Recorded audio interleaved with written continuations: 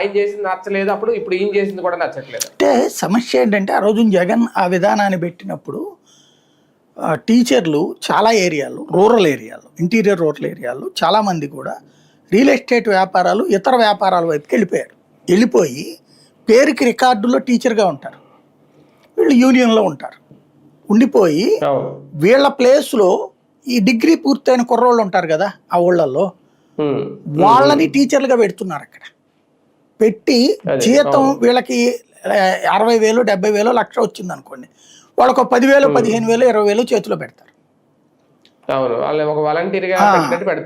అక్కడ వీళ్ళ పేరుతోనే అక్కడ నడిచేది, వీళ్ళు అటెండ్ అయినట్టే అక్కడ. అది తర్వాత గుర్తించిన తర్వాతనే ఈ ఫేస్ రికగ్నైజేషన్ ఇవన్నీ పెట్టింది. ఇప్పుడు ఇదివరకు మనకి శానిటేషన్ వర్కర్లు మస్తర్ రాయించుకుంటే అయిపోయేది. తర్వాత దాంట్లో మోసం ఏమైంది, 100 మంది పనిచేస్తే 200 మందికి రాయించి డబ్బులు ఇవ్వటం. కేంద్రం అందుకే ఏం చేసింది, ఖచ్చితంగా ప్రతిదానికి తర్వాత తంబు అన్నారు. తంబు కూడా ఏం చేయడం బిగించేశారు, ఓ చోట కూర్చుని అందరి చేత తంబులు కొట్టించేసుకుని చేయడం బిగించేశారు. ఇప్పుడు అందుకనే మీరు చూస్తే రోడ్డు మీద రోజు వస్తున్నప్పుడు చూస్తే నేను చూస్తుంటా, పెద్దనే వస్తాను ఫేస్ ఫోటోలు రోడ్డు మీద బ్యాక్గ్రౌండ్ తో ఉండాలి, అది ఆన్ లొకేషన్. అట్లాంటి సిచ్యుయేషన్ చేశారు కదా. మరి బూత్ ఎక్కడైంది అప్పుడు, ఇక్కడ అదే కదా జరిగింది. కాకపోతే అదొక వ్యతిరేకం, అంటే వీళ్ళు అది మారుస్తారు అనుకున్నారు.